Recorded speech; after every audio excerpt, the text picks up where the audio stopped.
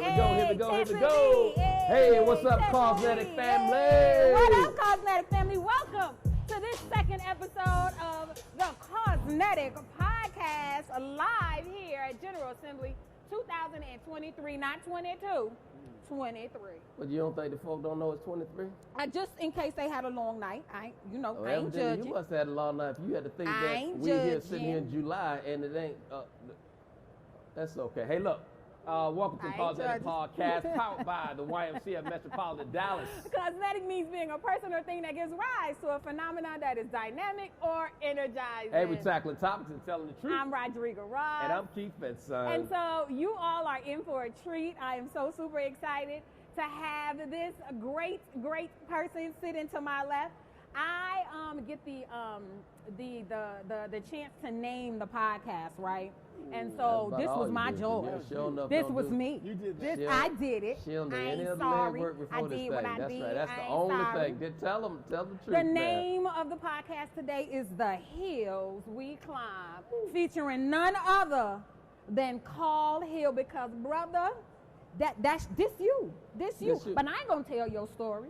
I'm gonna let the people welcome you to Causenetic so you can tell your story. Welcome, Carl. But let me do this for you, because I got one for you. So as you think about climbing your hill, Correct. okay, what did it all kick off at? You know, for me, it's really, I'm just a kid from Southwest Atlanta. Okay. That's Kid where I from got- Southwest Atlanta. That's Sure. it. So honestly, like to have Julie and Bond up here. What? Yeah. And the Bond family was a Yeah. little surreal for me. Listen, Okay. I was fanning out for real. Because And I ain't even from Atlanta. Oh my God. I'm 4 generations in Atlanta. Yeah. Right? Four Born and generations. bred. All Yeah, right. born and bred, right? So the Bond family was an aspiration for a lot of us, right? So when you think about, my father grew up here, went out of APS. My grandmother went to the only black school that allowed anyone to go to high school, Wow. Washington High, right? A lot of people don't Wow. know that, right? Washington High was the only school in Georgia where you could go to. She graduated. My great-grandmother grew up here, but obviously there was no secondary education. Sure. Like he was, right? Yep. So when you have someone like Michael Bond come up here and tell you all the work he's doing and his family, I mean, it's surreal. Right, So it right. starts starts Southwest Atlanta, Camden Road, right there by the Andrew Walter Young Y, right? Yeah. Literally used to call that the Southwest Atlanta Y. Okay. Yeah. So when you say Southwest Atlanta, that means Southwest too strong. Yeah. The YMCA on the Camden Road was that pillar in community. Yeah. Yeah, it's funny. So when I even came back, so I went to school, graduated. It's funny when you said the Hill. Yeah. So Julie Bond went to Frederick Douglass High School. Yeah. That's a rival high school of ours. It's Okay. The correct one is Yeah, you used to whoop up on them? Benjamin Mays, yes. sir. Okay. Yes, sir. Okay. Yeah. Okay. So one of the things we said is that we sat high on the hill Oh. because you had to aspire to get to the level. You see what I did there? Did you see what I did? And you knew all of that name. I told you I was Yeah, going to I explain did. what you did. Indeed. I did. But you were coming down the hill when you came in the building. You can't you went up the hill. You went to up get the to hill in that building. But when you came in this building here, I did. what was the uniqueness about when you were coming Was down? it deja vu for Oh, you? it really was. Okay. For me, so obviously I'm Coca-Cola, right? Currently, I'm the corporate director for Diversity, Equity, and Inclusion. Go ahead, say it again. Take your time with it, brother. Corporate director for Sure. Diversity, Equity, and Inclusion. Okay. Coca-Cola So we Bottling ain't talking Company about just no giving one flowers. department right here. We giving talking about flowers whole. for Coca-Cola. Okay. Where Okay. they Big serve brand. Desane. Did That's I say it right. right? You did Okay. right. You did right. I thought it was Dasani water. I learned something today. There you go. That is The that, sign only in that. Southwest Atlanta they say Okay, that. then. But that is Okay, how they then. say it. But it was surreal, right? So I'm coming down this escalator, right? And it took me back to 2014. I was going to the National Black MBA Career Expo. At that time, I was with Telecom T-Mobile for 10 years. I was in my executive MBA from Georgia State University. Yeah. And because they was in Atlanta, I was pulled in through my cohort, and this is where I met Coca-Cola. There was literally a Wow. booth that was to the left, and many other companies, Target, Walmart, Microsoft, just happened to walk by some folks at Coke, met them, and said, "Look, I was born in Atlanta. Yeah. Coke was born in Atlanta. We should do Oh. something together." Yeah, hello. And then here we go, almost 10 years later. Wow, We've what a risen some of these ranks vibe. from sales, marketing, community, and now to DI. Did you almost cry when you came down the escalator? I 'Cause took I a would've breath. cried. I took a breath. Yeah, I did. yeah, I did. yeah, yeah, Wow. yeah. I did. That is kismet. You just never know how life is gonna unfold. No, it isn't. So, when you say Man. the hills recline, a lot of times it's about putting yourself in situations. Sure. Even these people here who took the time to sit down and listen, you never know what you're going to hear. So when I go back to Mays and we have a career motivation day, I tell them, like, this is not magic, right? You have opportunities. And a lot of times in our inner city schools, they say underprivileged, disadvantaged. I flip it on its head. I say you guys are over-advantaged. Hello. Okay, tell us about that. Because you have seen things that many have not seen to their maybe 20 or 30s. So when I went to my HBCU, went to Xavier University of Louisiana, shout out HBCU. HBCU, Hampton University. There we That's go. what it is. Love it. Woo, HBCU love right there. Yes, ma'am. I see it. HBCU love, yes. Right. So it always threw me off. Like, it just was what was so weird the freshman orientation year. They said, look to your left, look to your right. One of these people won't be here next spring. And I was like, if I make it from where I made it, I came down to New Orleans. Hello. I paid to be I'm going to be here. here. Right. Paid. What are you going to do? Like, I would look to be like, I'm sorry for y'all. No, my mama paid good money. I'm going to be here. So when because I can't go back home. So when I tell the kids this, like all the foolishness that you think, you've already seen it. Yeah. If you were in college, you've already had the drive to do this. Yeah. If you've already came out of some of these places, you've seen these things and said, I'm not going to do this. That's a good perspective. And I love quite that. frankly, you know, in Atlanta, you've had opportunities to hang out with myriad people. So when I was growing up, we didn't call it projects. We said apartment kids. So it was very easy to have the apartment kids and then the mayor's son next to you. Yeah. Very easily to have a Julian Bond and then someone who might be on the bus with you. Yeah. It was just easy to see different walks of life in Atlanta. I love it. I so love when you got it. there, you knew what you was down into. Yeah, I love it. And so knowing that and having those experiences and building that tenacity, how has that served you? You know, I can relate because I'm in a first in a similar role in my organization. And some days I'm like, thank you, Lord. And some days I'm like, why, Lord? Why? So how has that tenacity built you and prepared you for this hill you're climbing now as the first in Coca-Cola doing this work? Yeah, I would say, you know, the saying, out of the frying pan into the fire. What? Right? What? To me, there's this fire. Yeah. You just get used to it. Right? You ever see the guy that just do the flame in his hand? You're like, man, he's not moving. Yeah. I would have been moved it. Folks where I'm from, that's just life. Yeah. Right, you just here. So when you deal with the corporate stuff and trials, tribulations, you understand that, you know, this is just a moment, right? Yeah. And the moment will happen again.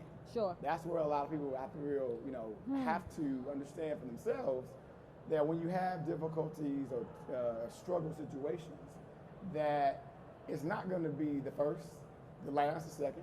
Yeah. This is just taking you and learning to get you ready for the next one. For the next thing, right? Yeah, for the next fire. Right. So help me with, so you've been in marketing, you've been in communication, now you're the first in this role right here. How is it that you communicate this message? Well, first of all, you got a big brand. Correct. I mean, when you talk about the Y, you talk about Coca-Cola, like people know that just by symbol alone. And we're going through a time right now that there's a lot of messaging out there, especially around diversity. That's right. And a lot of people don't know how to handle that. What some people think is a little too much. Some people think that is not enough. And, you know, some people just like, I don't know. But you got a big brand that you have to project this message. What are the key things that, you know, help everybody in here understand? What is it that they can do, but also what are you doing right now to project that message of diversity across the spectrum of what you guys do? You must have read my mind. Come on. Literally spectrum. Everyone's on the DI spectrum. I don't care who you are. Everyone. Right. Everybody was born to a woman. Everybody. Everyone mostly has a daughter, and we are a very multicultural city, right? Yeah. And as you see statistics right now, we're leaning Generation Z by fact, right? Generation Z are the ones in college and high school right now. That will be the most multicultural generation ever, right? Wow. So the world is moving in that direction. So when I say spectrum, is everyone is on the spectrum of DEI. I don't care who you are, where you are. Right. There is something that makes us all feel we're not involved. We are not inclusive. The opportunity for me and for our brand is to find what's your point of spectrum. Where are you? And let's talk about that, right? Workforce development. That's huge. And one of the things that I always say for workforce development, thinking about Atlanta Public Schools, is that we've had mayors come out of both Washington and Mays. Yeah. But I can tell you right now, at the very lowest point, 18 is where you start with Coca-Cola United. we need 18-year-olds coming out of high school. If they want to work for us, they can. But our supervisors are managing 16, 17 people. They do not have the time to talk about conflict resolution. The importance of coming to work on time. Right. And quite frankly, why you shouldn't ghost us. Right. I mean, in 2 weeks, if you're having difficulties, just tell us. Yeah. Right. Don't just not come to work, right? No call, no show. That's a policy. Yeah. But for the kids, they're not understanding this.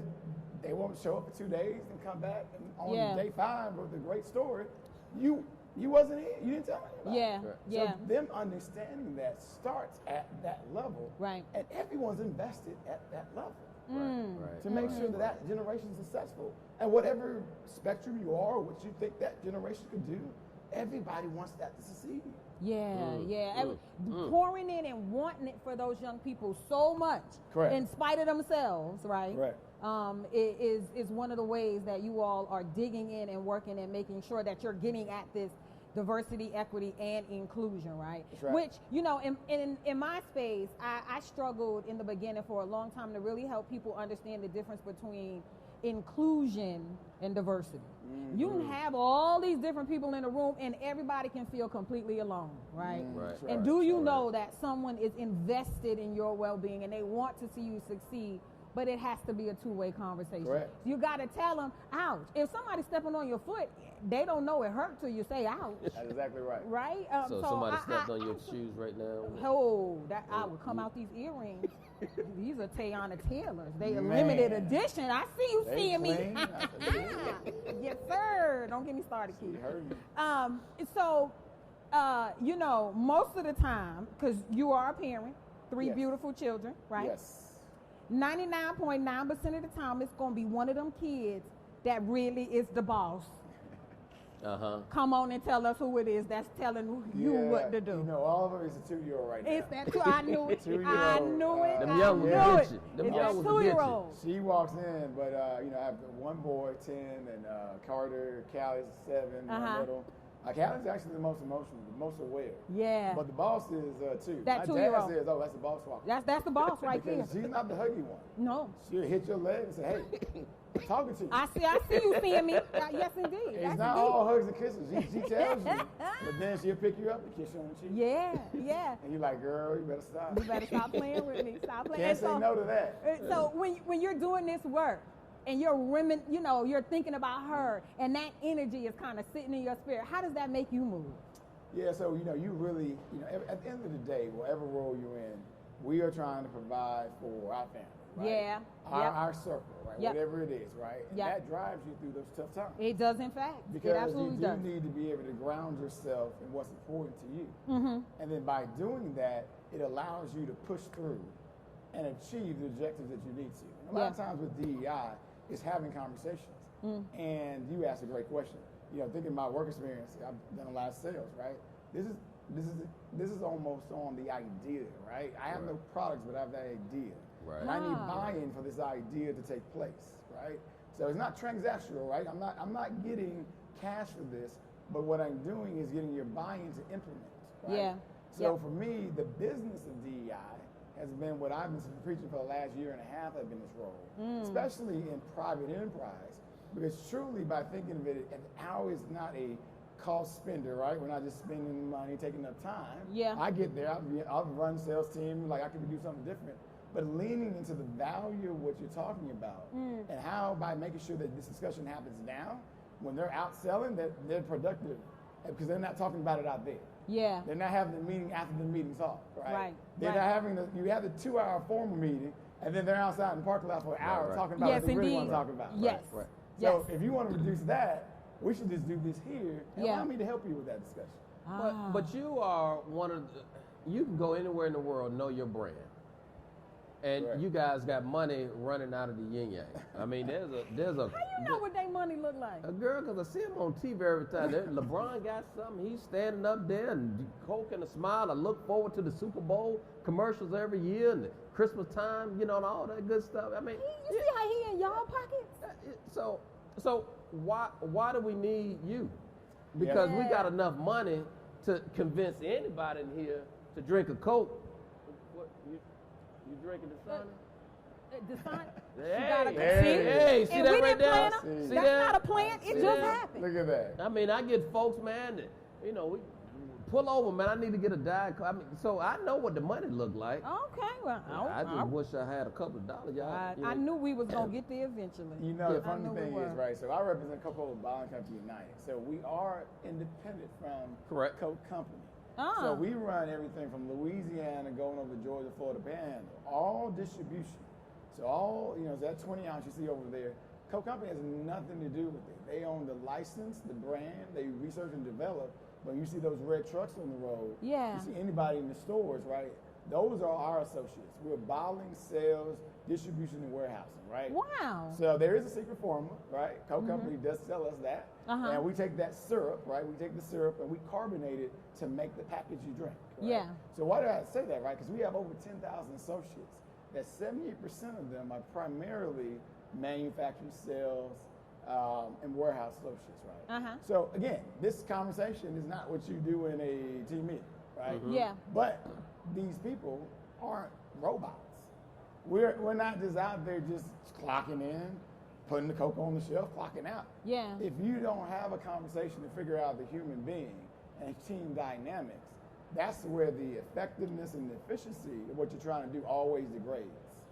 So for this role, for a lot of people, I tell them that if you really want to maximize your team, to ensure that when we, you know, this 30 minutes, right? When we're finished with the 30 minutes, everybody goes and executes from an elite standpoint. Yeah. We need to do it now. Otherwise, there's going to be a drag along the way. Right. Product moves slowly because the guy's not moving fast because he's mad. Right. The guy driving the truck, he might just dilly-daddle at the door, right? But when people are motivated, they feel heard, they're going to go out there, they're going to hit it. Right. They're going to hit it hard. They can execute at a top level. And that's what we do with Coca-Cola United. We actually have a saying for our company right now. Our CEO, Mike Succo, is talking about associates first. Associates first culture. Okay. Right? And DEI is part of that associates first culture because he understands that only through training, development, career advancement, and thinking about the holistic employee will we maximize on what we do as a bottler. Right? And then definitely the Coke Company, great partners. Tamika Harper is the Chief Diversity and Inclusion Officer. And she's based here in Atlanta, isn't she? She's based at headquarters right here in Atlanta, right? Yep. So definitely there are overarching global initiatives that they do that also trickles down to us locally that then we can execute. So again, it's all about making the system work to get this magic out. All right. Wow. All right. So when it's all said and done, because I don't know whether this is your last step here. I can't imagine that it is, right? Because you still got other hills to climb. He got other hills to climb. Like that? But the theme of the multicultural leadership experience that happened right before General Assembly kicked off was be a leader and leave a legacy. What do you want your legacy to be in this space, in this work? How is that company, the people that you serve, the functionality, the efficiencies, all of that going to be different because you sat in this role as the first? You creating the blueprint, right? Yeah. Jay-Z might have thought he was doing it, but it's really you, Carl. No. Yeah. I need to get Hove level. That's what I need to do. Got Beyonce, but I need we need Hove. Hove is where it's at, That's right? right. That's right. I got my Beyonce. I don't get that. But I think that was a good plug. You gonna be good later. anniversary next Tuesday. Oh, you did that. You did it. Love you, baby. But big thing I would say for me, right, is really through the story, right? I think this is important for the why, right? Yeah. So I serve on the Metro board right now. Right? Okay. And I think a lot of times I was a camp, right? I was a camper at the Y. I became a camp counselor. Yeah. How did I become a camp counselor at the Y? Is through a workforce development program. Talented Adolescents Learning Leadership, TALL program. Okay. Picked me out when I was 15, gave me my first job at Georgia Department of Labor, my second job the next summer when I went to the Y. And I went full circle and dealt with enough heads that I was back in the day. Yeah. So that initiatives, those economic workforce development initiatives, is really why I just the immediate past chair for the Atlanta Workforce Agency. Mary Dickens put me on. I have 2 more years there. And then when you think corporately, right, being able to still put programs of support and development in place, so that way when we get talent and people who don't know, many times the access is real, right? So you don't know what you don't know. Right. And I constantly learn new things, right? I constantly try to learn new things, expose myself to new ideas. And by giving other people avenues to do that, you then build these bridges, this generational wealth, everything we're talking about happens there. Yeah. And for Coca-Cola, it starts with some of the surveys we did. We've started our annual engagement survey feedback. Okay.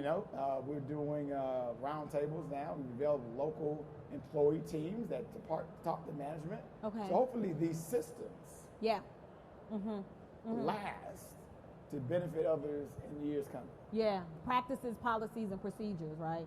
Systems dismantling or retooling, right, for longevity, or rebuilding, right? Absolutely for longevity. I often say that when we talk about diversity,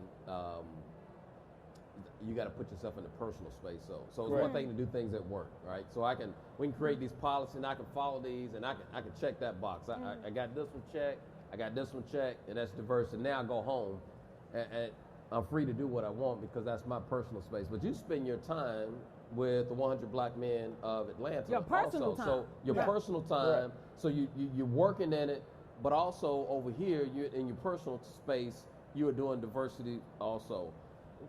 Why is that important for you in terms of just doing that work? Because you already get diversity all day long, 9 to 5, and then you tack on some more hours over here with 100 Black Men of Atlanta.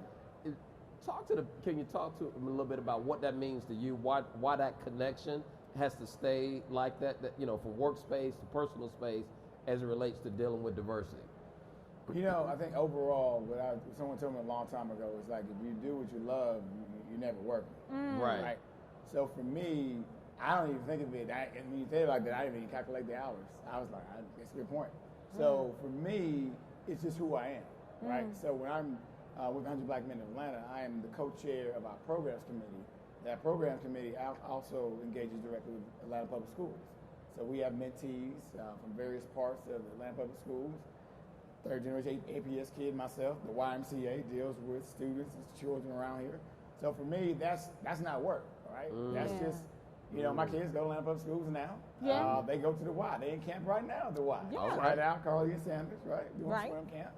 So for me, it's just who you are, right? And when you find your space, right, your niche, right, you should just live it, right, and go for it, right? Yeah. And I don't think, and I think too, right, I do think there's a focus on titles right now. And to me and many that are like-minded like myself in the space, and that's our point of view, the titles don't mean that much than the work. Right. Give me some tangible action. I don't care what you call it. Yeah. Right. Yeah. Honestly, I don't care what you call me. Right. As long as you are giving the work that I can stand in front of somebody and give tangible results of everything we're doing from community, employee, and economic access and actions, I'm good with it. Yeah. Now we can't, just have stuff on paper and not do it, right? We can't be in front of people talking about something that's not real, right? It's not authentic. Yeah. So one thing too, in the space of diversity, you have to, again, I don't own Coca-Cola. So I tell my leaders a lot. They ask me questions. I say, well, what do you think? I can tell you what Carl Hill thinks. Right. I can't tell you what Coca-Cola thinks. But before you get me out here and say an official message, let's go ahead and digest this together. And what we stand on in this statement is something that's collaborative. CEO, public affairs, chief diversity officer. Everybody get in the room. Let's co-create this thing. Because my hope would be would be one day that y'all titles don't exist because the world is operating in this natural space that everybody recognizes what diversity looks like. That's right. That's that ultimate aim. That's that hope. For right now, we gotta have that, but also it is that space where you guys, between the two of y'all in the titles that you hold, you got everybody looking to you for the answer. And I like what you said is that, no, if you want my answer, you got to be careful, but let's collectively come to the table. And so, for folks who are sitting here, you don't have to have the title to do diversity. And I always, I go on a personal rant. Dude, I ain't gonna go there. No, you done started now. Because we tackle topics and tell the truth, right? Indeed we are. Right. Indeed we are. Stop looking to the diversity leader. You be the leader, period. Everybody's a diversity everybody leader. Has the title. You got an aquatics director, right? They're going to do aquatics. But you got to help push aquatics lessons, right? To swim. And so diversity, live and believe and do diversity. Bump the title Okay? Well, hold on now. Well, I was about to say, we need our jobs. Well, no. I got shoes to buy. Hold on now. Wait a minute. So this is a very timely conversation right now, right? Yes, absolutely. Because on the spectrum, right, and I'll do devil's advocate because I personally am on the spectrum of you, right? Just given. But I do believe there needs to be a balance. Sure. So there needs to be intentional activity represented. Again, what is your company's stance externally and internally? Where are you? Because there's some companies that, quite frankly, and not to name the ones that aren't, but if they're black owned and they have diverse leadership, they don't need me.